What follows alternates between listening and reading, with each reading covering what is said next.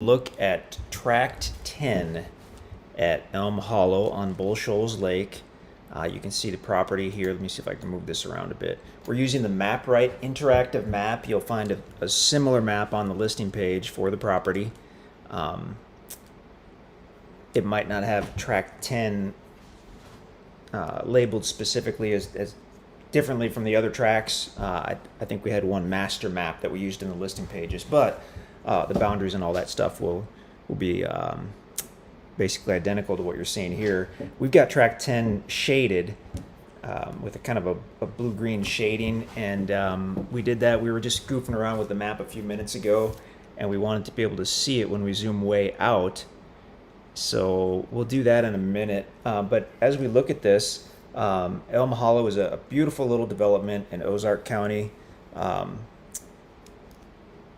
Very, very, very close to the lake and the take line. And in fact, some of the tracts have direct frontage on the take line on Bull Shoals Lake, and this happens to be one of those tracts. So Tract 10, if we look at the east side, the entire east side borders the Corps of Engineer take line at Bull Shoals Lake for about 180 feet. Bull Shoals being a Corps of Engineer lake, private citizens like you and I can't own the actual water frontage because the Army Corps of Engineers owns and controls not only the water but a buffer area going back from the water. And we'll zoom out a bit, and you can see that it's around the entire lake. So you've got the lake, and then you've got the brown shaded area, and that is simply so they can raise and lower the water level at the dam, which is way down in Arkansas somewhere. They can raise and lower the water level for power generation and for flood control, and I'm sure for maintenance on the dam. And it doesn't affect anyone's private property, so no one's getting their house or their garage flooded when the water level is raised, because it essentially, the whole idea is that it doesn't raise beyond the shaded area, which is why the government took that when they built the lake back in the 1950s or whatnot. So that being said, that brown area is essentially public land. So it's similar to national forest, where if you border that, then you can go directly from your property into the public land and use that. So that's the situation on a Corps of Engineer lake. Because this property has direct frontage on that Corps of Engineer take line, you can physically go from your property directly into the Corps land. You can use that for recreation. You could actually use that for hunting. So you have hundreds, technically thousands of acres of hunting land adjacent to your property.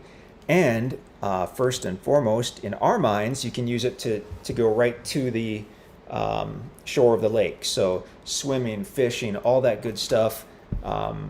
Right from your property. I mean, walk to the east, just about a 8-second walk, and you're at the water there. So I mean, you can fish, you can swim.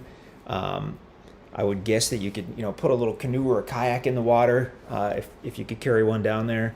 There are launches in the area as well. In fact, if you've looked at some other tracks at Elm Hollow, you know that if you go to the end of the county road, which dead ends just after Elm Hollow, there's actually a little trail that goes south from there and goes all the way down this peninsula, and there's a kind of a large area right at the water's edge, essentially, the couple times we were there.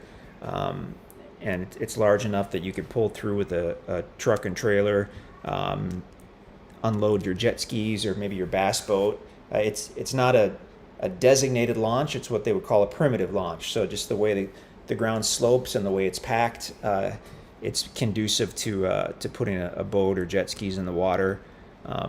But if you want to go the old school route and launch from an actual concrete designated launch, and you certainly would if you have a bigger boat or a heavier boat, or if you just want to do that to make sure you're good to go, there's actually one just a couple miles to the west.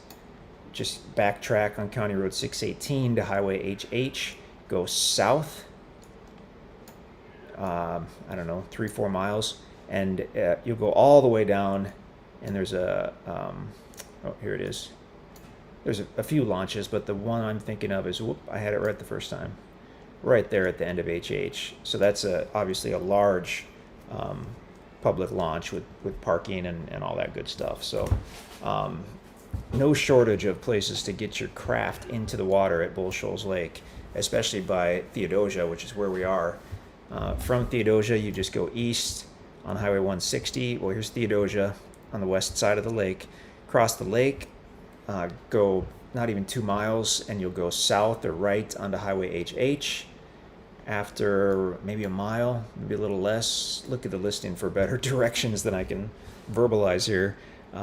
You're going to go east on County Road 618, and that's going to, it's either gravel immediately or within a couple hundred feet it's gravel, and then that's going to take you right to these tracts. And they're numbered in order as you come to them, so 1 through 16. This is tract 10. So look for the signs in the trees, or have your MapRite or I guess Land ID app, and that can be pretty helpful. You got to set it up. You want to get it set up in town, and then just have it going when you drive out to the property. Okay, trying to get this. There we go. We're using the obviously the interactive map. This is the master version where we can change the labeling and all that good stuff. And MapRite, which is now Land ID, they've changed their name fairly recently. It used to be the case where you could basically, we'd have the paid account, we would create the maps, and then anybody who wanted to, our customers or people looking at the property, could download the MapRite app for free, and they could use it to not only to view the properties, but to kind of show where they are when they're driving out there, et cetera, et cetera. And now MapRite has essentially changed it where I'm pretty sure you need a subscription to really be able to use the maps that we create for navigation. On the plus side, the last time we checked, they were doing a 1 week trial that you could do for free. I don't even think it required a credit card. So if you're just going to view a property, that 1 week trial would take care of that. But they do change their procedures somewhat often, so call us if you have any questions, or call them if you have any questions. They might be a better source, I guess. But should be easy to find either way, because you've got direct county road frontage. With that being said, you've also got a power line physically on the property, which is unbelievable. If you've ever had to get power to a property, especially if it wasn't within, several hundred feet or yards or whatnot, it can be a big pain, and it can be expensive. Not always. Sometimes you get lucky. I mean, we've had power run many times over the years. Sometimes it's smooth as silk, and sometimes it is, I would almost rather have a horrible toothache for a week straight than have to get power to certain properties. This one, you're covered. You've got power on site, physically crossing over the properties. That's fantastic. Whether you use it for your home or your cabin or your RV or whatnot, if you do, it's great. If you don't, it's still adding to the value of your property to have the power like that. The majority of people who buy a kind of an upscale property, lakefront property like this, they want to know the power is available, and they want to know it's available because they plan to actually build something, and they want to get all their ducks in a row before they make a purchase. So having the power physically on site is fantastic. I mentioned a minute ago property like this and said lakefront. So very often properties that are on the Corps land are considered lakefront on a Corps of Engineer property, simply because as I mentioned, the private individuals can't own the actual waterfront. So if you have Corps land, especially if it's like this property where you're just so close, then that's something that we would be comfortable calling lakefront. If this were, say, well, you see some of these properties that might be back, look over here to the right, might be back a quarter mile or a half mile. It'd be a stretch to call those lakefront, but in the case of a property like this, it works for us. I mean, we see it all the time in different realtors' listings as property that fronts the Corps. They'll call that lakefront property. Heavily wooded, why don't we turn off that shaded area, actually? That'll make things a little easier. There's a lot going on with this property. I really feel like I'm just rambling. But I really don't want to... I don't want to miss too much, although we could never pack it all into one video, even if we talk for an hour, and I promise that we won't do that. So they're heavily wooded. Before we zoom in too much, let's take a quick look at a topo map so you can see how this property lays. It lays nicely, by the way. Okay, let's go to modern topo. There we go. This makes perfect sense to us because not only are we familiar with topo maps, but we've been out to this property to see it. So that helps in this map to create a 3D image in your head. But what it's telling us, basically, the gray line indicates the county road. The blue line is the creek bed. So that's a wet weather creek that crosses all these tracts. It does have water in it at certain times throughout the year or after it's been raining, but more often than not, it is not flowing. It may have some pools of water, or it may not at all. I mean, we've been out there at different times and seen it completely dry to running heavily and everything in between. So, but where we are here, the county road, as you're on the county road, let's say starting going to the east, so going toward the lake and the Corps of Engineer land, it rises up slightly as you come off the county road and then essentially levels off, and you have more or less a fairly large level area here east of the road.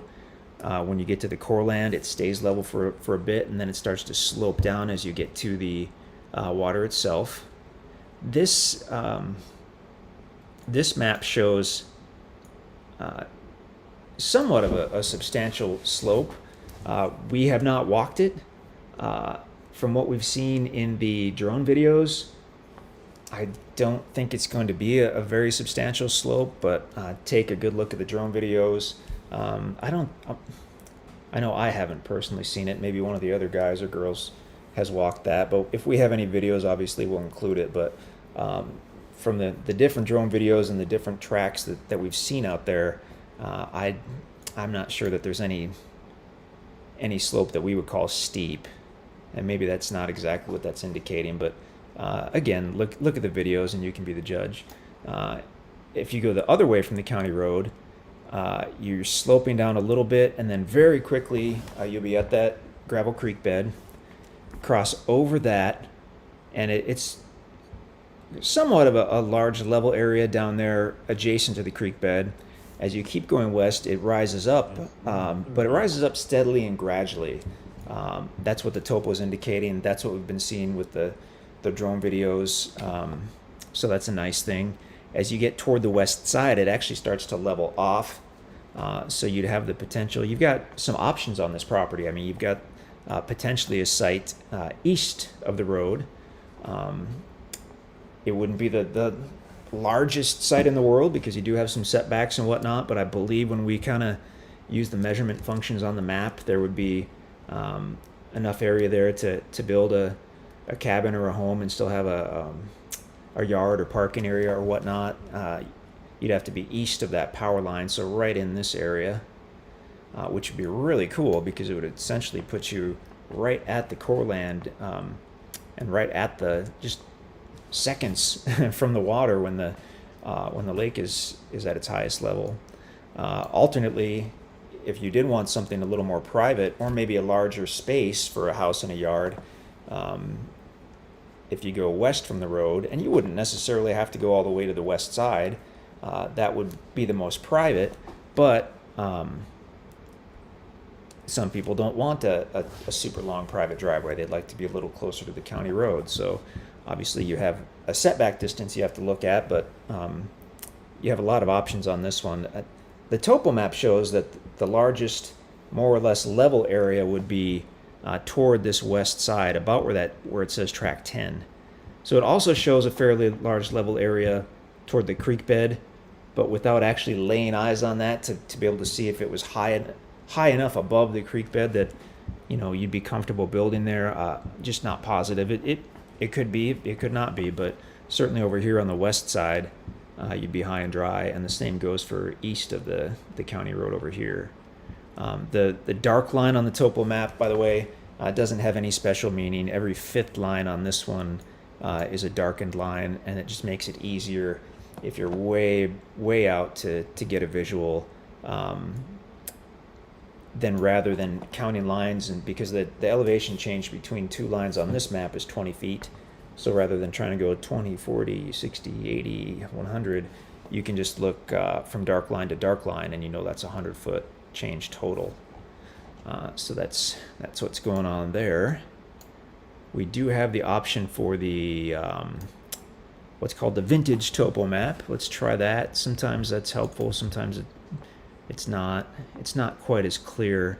On the plus side, it does show us what was wooded and what was meadow or open when the map was created. We were told that these, what they call vintage maps, they were the only maps we had until about 2 years ago, so we feel old now that they've been relabeled vintage maps. But we were told that they were created in about the 1950s generally, give or take a few years. And so this is indicating that at that time, the bulk of the property was wooded, much like today, except this area from the county road going west, encompassing the creek bed and a little bit beyond, was kind of an open meadow or an open pasture. And if we zoom out a little bit, it was kind of linked in with a larger pasture or yard area. And in fact, if you look up here on Tract 5 and see where that little square is, that's indicating that there was a structure there, and that's accurate. That is where the what our understanding is, the original log cabin homestead for the area was. And actually the log cabin is still more or less standing there, which is really cool. But that would make sense that they had their main home right there, so they would have had probably as much pasture and yard as possible adjacent to the home. So it looks like they had it going southerly, going up here, and then down adjacent to the creek bed as it went southerly. And there's a good chance that at the time when that was a homestead, that possibly that was a year-round creek, because that's definitely something that happens is creeks will dry up, and then sometimes a dried creek will start to run more consistently, and that's likely the case there. I mean, we've found some cool stuff out here. We found some really neat stacked stone walls, like craftsman quality stone walls in the woods that would have been built by the original inhabitants of the farm here. We found different kind of funky metal tools and neat stuff like that. So be sure to check out the creek bed when you're out on the property. And not only the creek bed, but the entire property. I mean, these guys, with it being so close to their home, they would have walked all over, including Tract 10 and all the tracks, really. I mean, we found different stuff on basically essentially every tract. We found different cool stuff that was, from humans way back in the day. So yeah, definitely some history here, which is really neat. The topography of this, as we mentioned, is fantastic. It's one of our favorite tracks out here, just because you have some options for building. You do have enough space east of the road that you could build there if you wanted to, and still be aware of the setbacks. You obviously got more than enough space west of the road if you wanted to do your site there. And probably a great percentage of people who purchase an Elm Hollow tract aren't planning to build for several years, if ever. I mean, we've talked to more than a couple of people who say, hey, I plan to use this recreationally, come out here with my kids or grandkids a couple times a year to fish or to hunt, and we may never build, and that's certainly fine too. So you've got options. If you're able to snag a piece, that kind of puts you in the driver's seat, because as we've always known, and as we've known more than ever in the last few years, land prices seldom go down, and good quality land basically doesn't go down in price. So something like this that's right there on the take line on the lake, having power, having county road frontage, being heavily wooded, the list goes on and on. So take a good look at this one. When these tracts are gone, they're gone, and we only had 16. They're essentially selling just about as quickly as we get them on the website. So if you have any questions on this, just let us know. But yeah, that's tract 10 at Elm Hollow on Bull Shoals Lake.